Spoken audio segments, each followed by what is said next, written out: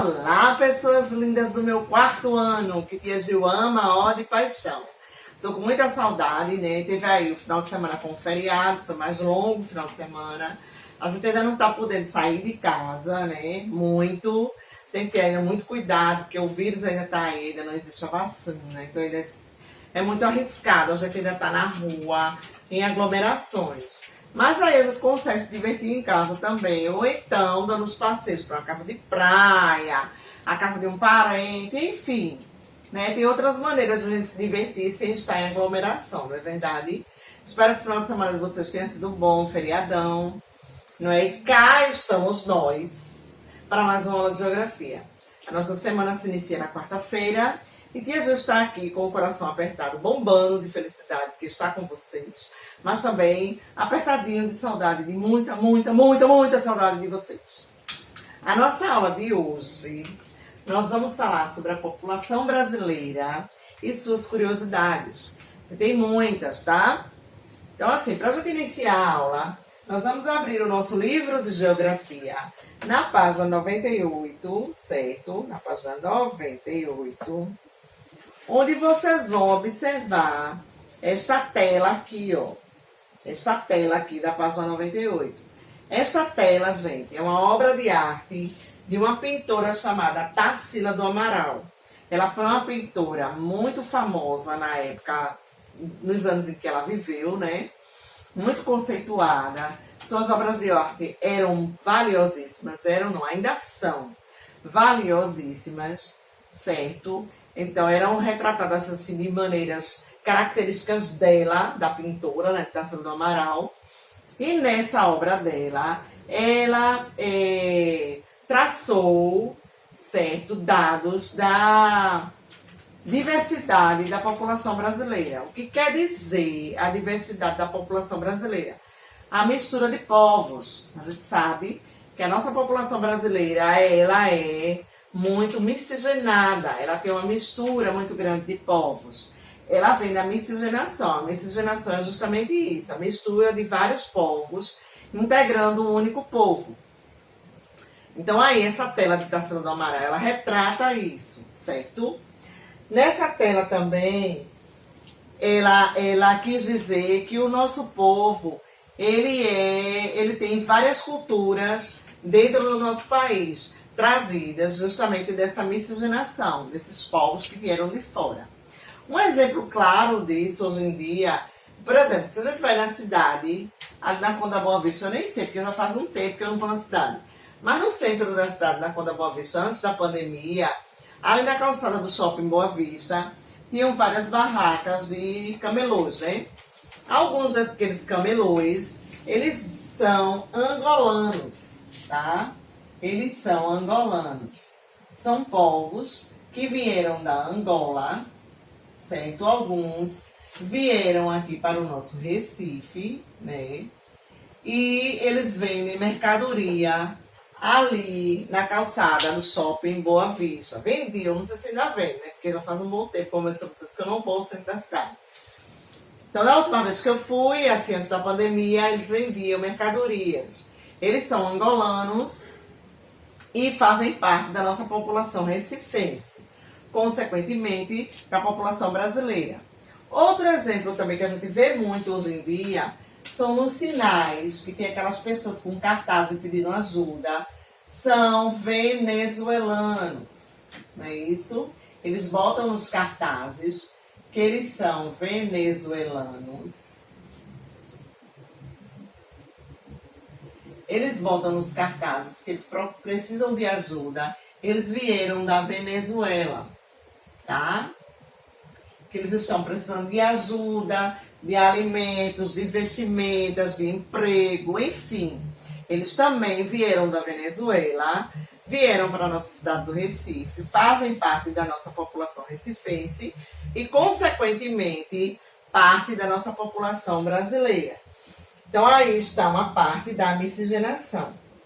Porém, gente, as nossas origens, elas foram formadas por grupos, tá? Eu vou apagar aqui.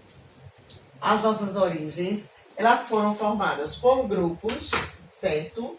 E esses grupos, eles tiveram como os principais integrantes desses grupos foram os portugueses, foram os principais, tá? Os portugueses, foram os indígenas, que são os nossos índios, né? Os indígenas. Foram também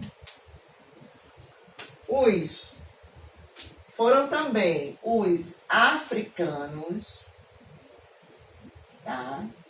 Também os africanos. Foram também os europeus e os asiáticos, tá? E os asiáticos.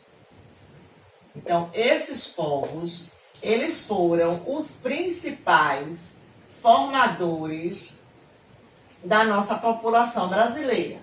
Os portugueses, certo? Só que os indígenas vieram antes dos portugueses. Então, ficaram assim, os indígenas, os portugueses, os africanos, os europeus e os asiáticos. Eles foram povos que vieram de fora e que até hoje fazem parte da nossa população brasileira. Cada povo desse veio de uma determinada maneira, trazendo com eles as suas culturas, que hoje fazem parte da nossa cultura brasileira, tá?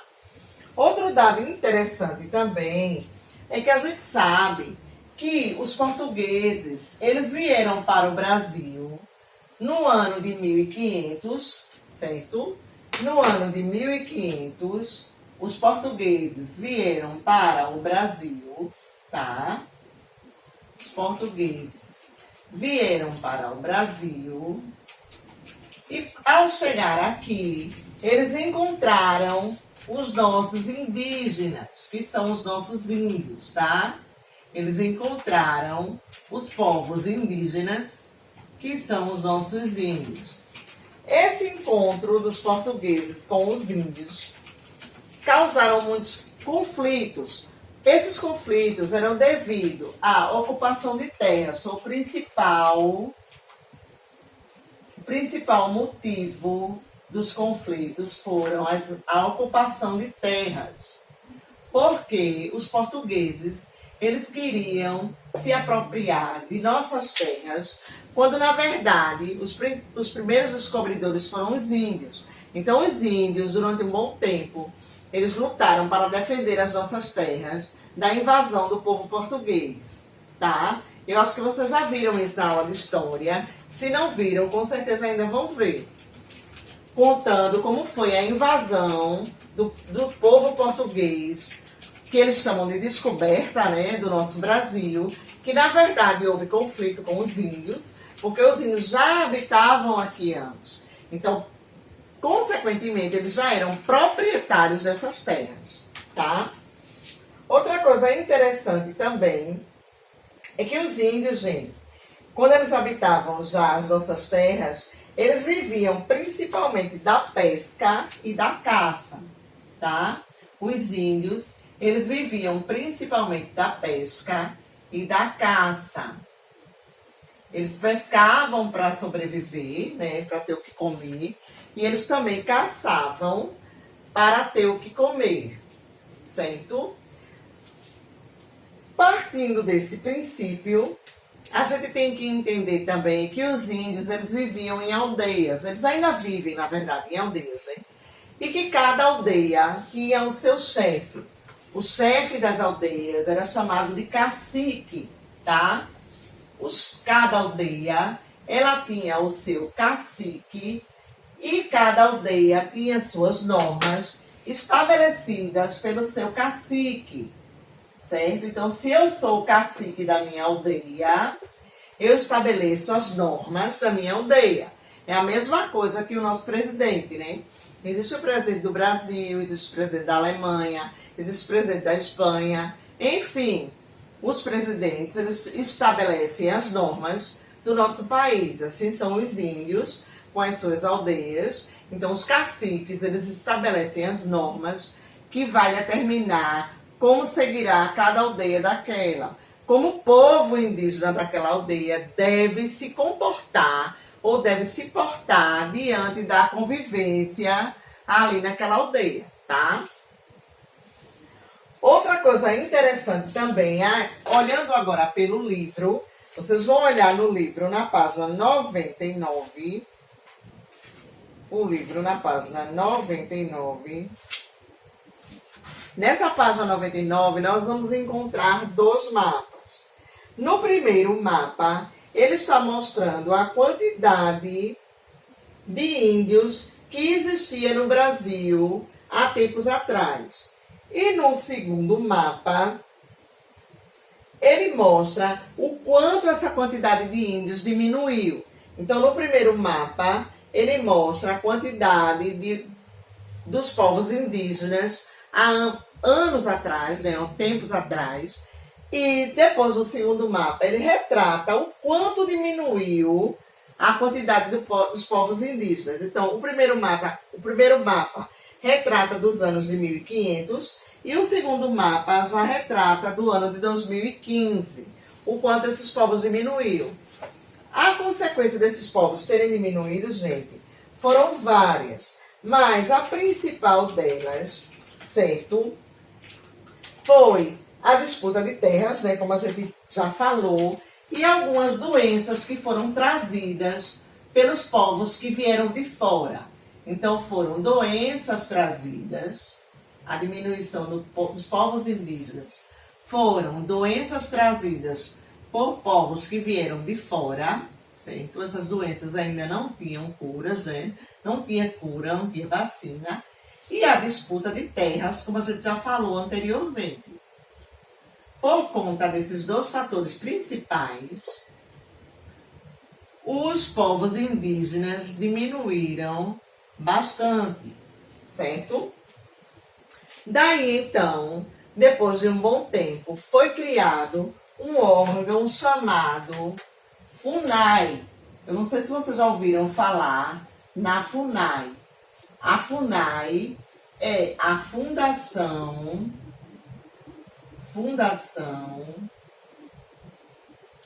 Nacional do Índio, tá? A FUNAI significa Fundação Nacional do Índio.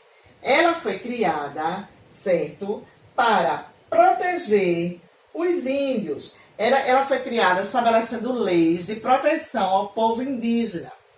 Essa fundação, gente, ela foi criada no ano de 1967. Ou seja, ela já tem 53 anos de fundada, tá? Ela já tem 53 anos de fundada. Ela foi criada justamente por isso, para estabelecer leis que foram criadas para a proteção do povo indígena. Porque até então eles viviam muito soltos, sem nenhuma proteção, sem nenhum órgão que protegesse eles. Então, por conta disso, esse órgão foi criado, certo?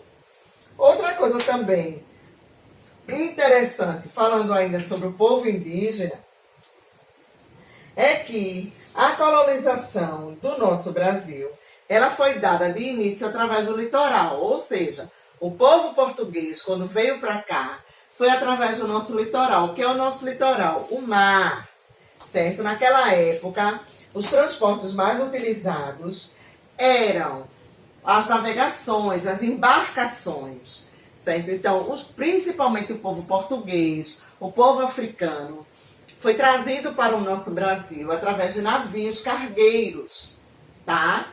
Eles vieram através de navios, porque naquela época eram os principais meios de transporte.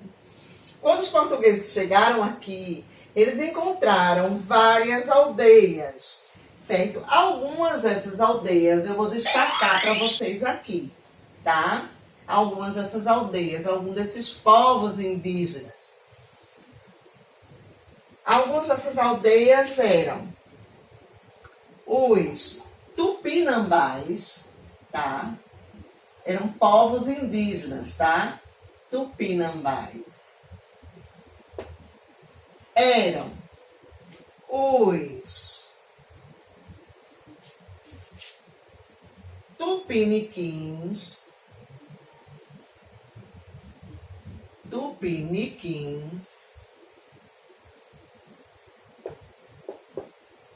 e eram os pataxós. Eram tribos, tá? Pataxós.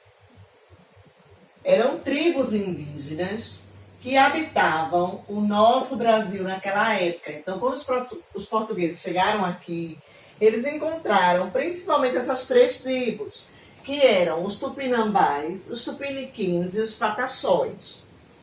Povos indígenas que viviam em tribos, eram as principais tribos do nosso país. E daí, então, surgiram os primeiros conflitos entre os portugueses e essas tribos, porque os portugueses queriam se apoderar, além das terras, queriam se apoderar também dos povos indígenas para torná-los escravizados, ou seja, como o povo africano foi escravo, eles se achavam no direito também de tornar os índios escravos. Então, foi a partir daí que surgiram os primeiros conflitos entre os portugueses e os indígenas. Porque os índios eles não aceitavam ser escravizados, porque eles já se achavam donos das terras. Então, como é que eles iam ser escravizados por uma terra que eles já eram proprietários, que eles já eram donos? Então, não era justo que eles se tornassem escravizados por uma terra que já eram deles, tá? Que já era deles, na verdade. Outra coisa interessante também é que a nossa população brasileira, por ter uma grande riqueza mineral, passou a ter isso como a principal atividade econômica. A gente já viu em outras aulas que nós temos uma grande riqueza mineral, não é isso?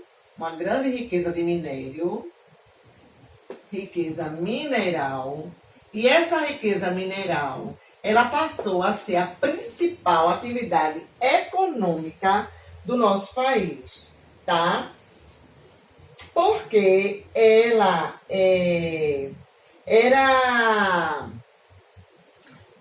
era evidenciada através da extração de minérios, né? A gente já viu isso em aulas passadas. Através da extração de minérios, o nosso povo brasileiro é rico na extração mineral. É rico em minérios, ou seja, tem uma grande riqueza mineral.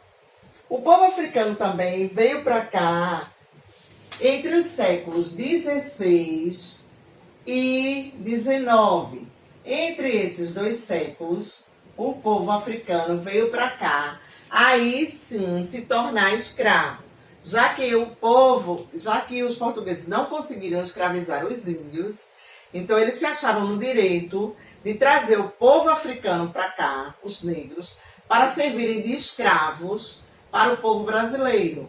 Na época, começando pelos portugueses, e depois os que foram nascendo aqui, que já eram nacionalizados brasileiros mesmo, também continuaram com a escravidão durante um bom tempo, certo? Isso não era uma coisa muito legal, mas é fato. A luta pela liberdade desse povo passou a surgir através daqueles que já nasceram aqui, daqueles que já eram brasileiros, por descendência. Eles não eram mais portugueses, eles não eram mais descendentes de portugueses. Eles já eram brasileiros natos. Então, os brasileiros natos foram eles que começaram a luta pela liberdade dos escravos, né? Eram eles que se encontravam de maneiras escondidas, faziam reuniões secretas para discutir como eles iriam conseguir a abolição desses escravos. Ou seja, como eles iriam conseguir fazer com que esse povo se tornasse livre.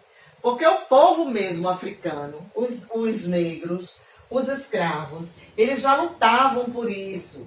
Eles já tinham rotas de fuga. Eu acho que vocês já ouviram falar em algo chamado quilombo, né? Os quilombos eram nada mais que os negros, os escravos, que conseguiam fugir daquele trabalho escravo onde ele vivia, daquela fazenda onde ele vivia. Então, quando eles conseguiam fugir de lá, eles fugiam para uma aldeia chamada Quilombola. Quilombola. Os quilombolas eram aldeias que serviam de refúgio para os negros que conseguiam fugir. Então, o homem branco, os donos de engenho, os donos de fazenda, os feitores, que eram os carrascos, né, que tomavam conta dos escravos, eles jamais se atreviam a ir até esses quilombolas, ou jamais se atreviam a entrar no quilombola, mesmo porque eles não sabiam nem o caminho. Mas se soubessem o caminho, eles jamais se atreviam a ir até lá. Por quê? Porque eles sabiam que se eles fossem até lá, possivelmente eles seriam mortos. Porque os negros, eles já tinham tanto horror àquilo que sofreram, já tinham tanto horror àquelas pessoas, que eles eram capazes de matá-los se eles conseguissem chegar até os quilombolas, tá? Que eram locais, as comunidades onde eles se refugiavam, onde eles se escondiam quando eles conseguiam surgir, ou quando eles conseguiam fugir. No Brasil, gente, atualmente ainda existem quilombolas, tá? Mas existem aproximadamente 2.000 quilombolas, que são essas comunidades. No Brasil, atualmente, existem aproximadamente 2.000 quilombolas, tá? Que são essas comunidades. Elas foram crescendo, né? Até para não perder a origem do povo africano, não perder a origem dos negros. Então, elas deram continuidade. E hoje em dia não precisam mais, porque não existe mais a escravidão, né? Mas elas foram dando continuidade a essas quilombolas em homenagem ao nosso povo africano, tá? Que tanto sofreu na mão do povo brasileiro. É triste, mas é fato. Falando disso, Tia G, para finalizar a aula, vai deixar a mensagem com relação à empatia. A empatia, eu já disse em outras aulas, que é você se colocar no lugar do outro. Muito se fala em empatia hoje em dia, porém, muitos poucos conseguem viver a empatia, conseguem se colocar no lugar do outro, conseguem fazer com que o outro não sinta aquilo que eu não quero sentir. Eu não vou magoar o meu colega se eu sei que aquele meu gesto vai doer nele. Se dói nele e ele fizer comigo, vai doer em mim. Então, se vai doer em mim, eu não tenho o direito de fazer com ele. Então, muito a gente tem que trabalhar, gente, hoje em dia, a empatia no nosso ambiente familiar, no nosso ambiente de trabalho, certo? Então, assim, a gente tem que ter esse cuidado, né? De saber que se eu vou fazer algo que vai magoar o meu colega, e se ele fizesse comigo, como seria? Eu não ficaria magoado? Então, aquilo que eu não quero sentir, eu não posso dar ao meu próximo, eu não posso fazer com o meu próximo. Se vai doer nele, se fosse comigo, iria doer. Então, eu não quero sentir aquilo. Por que eu vou deixar que o meu colega sinta aquilo que eu não quero sentir? Então, muita gente tem que trabalhar a empatia, principalmente nos dias atuais. Porque as pessoas, elas estão assim, não estão levando muito em consideração isso aí. Então, ferem, machucam, dizem coisas que não devem sentir, às vezes despreza o colega, não dá atenção, às vezes discrimina, escanteia. Ah, eu não gosto muito daquela pessoa, então eu faço de conta que aquela pessoa não existe. E se fosse com a gente chegasse naquele local e as pessoas fizessem de conta que a gente não existe, como é que a gente ia se sentir? Então, se eu não quero sentir aquilo, se eu sei que vai ser ruim eu sentir aquilo, eu não posso deixar que a outra pessoa sinta, porque eu sei que não é legal. Então, a empatia, sim, na verdade, é uma coisa que tem que ser muito trabalhada hoje em dia. Porque as pessoas não estão mais levando tanto em consideração isso aí, estão deixando isso de lado, estão magoando muitos outros. Isso não é uma coisa legal, tá? Então, eu vou deixar essa mensagem para finalizar a aula. Mas agora a Tia Gil vai explicar a atividade de casa, certo? A nossa atividade de casa está no nosso livro de geografia, se iniciando na página 98 e vai até a nossa página 102. Então, na página 98, nós vamos ver novamente, né, a tela de Tarsila do Amaral. Ele faz duas perguntas relacionadas a essa tela, que vocês vão observar e vão responder, tá? Depois aqui, vocês vão realizar a leitura onde fala dos povos indígenas, né? Onde ele conta como se iniciou a quantidade de pessoas dos povos indígenas e como está hoje e por que isso aconteceu de uma forma mais detalhada. A leitura também faz parte da atividade de casa, tá, gente? Na página 110, vocês vão continuar com a leitura falando sobre a população, sobre a proteção aos indígenas, que foi no caso da FUNAI, né, que eu expliquei para vocês do órgão que foi criado, mas ele vai falar mais coisas aqui, né, como foi a colonização portuguesa no nosso país, como se deu a população de origem africana no nosso país, quais são as sociedades africanas que existem, tá? Então essa leitura é bem interessante, certo?